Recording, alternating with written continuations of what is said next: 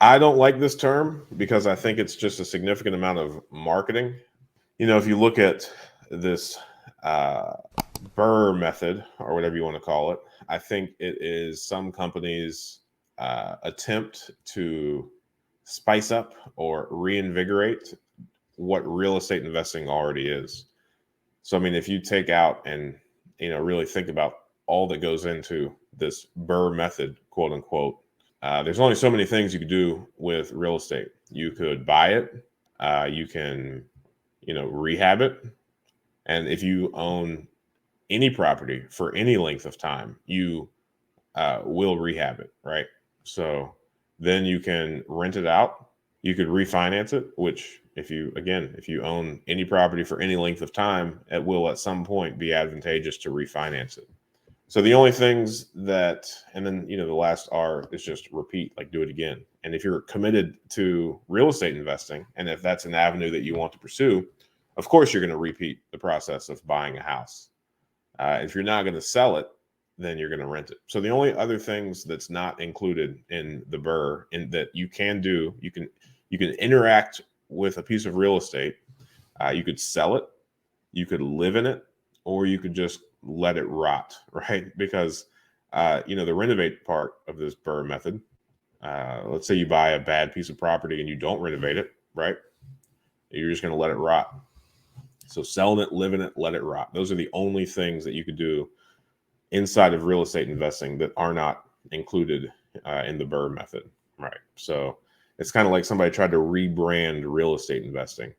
The only variable that, because I guess, it's such effective marketing to rebrand it and it's got quite the following, I get a little bit of pushback when I don't speak highly of this method because I think it's just saying the same thing a different way, which is largely unnecessary. People want to talk about the time frame. Like in the BRRRR method, you could buy more properties more quickly, right? Because you are refinancing immediately after you rent the property out. And there are just some things in life that aren't up to you, especially when you are using other people's money, right? And you're talking about long-term debt.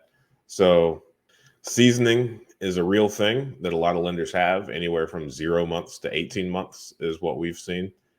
And then you're kind of arbitrarily kind of trying to hurry yourself along. So, this false sense of being rushed is the only variable that the BRRRR method may have that normal real estate investing doesn't. But that really speaks to the ambition of that particular person, right? So, we purchased 200 homes this year. I am not going to say that we are doing that method. Somebody's BRRRR might be one property per year. It's really up to the individual. And this whole sense of urgency or speed is largely irrelevant and extraordinarily subjective. So, to your overall long-term aspirations.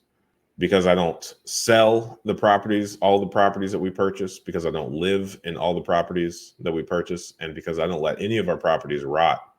By process of elimination, I suppose I do the BRRRR method because the BRRRR method is all encompassing of real estate investing. Thanks for watching that clip. I thought that was a good question. And I think you can ask good questions too. Join us every Friday morning at 8 a.m. Eastern Standard Time for a live stream Q&A where we answer plenty of questions just like this one. In the meantime, consider subscribing to the channel if you want more of this content.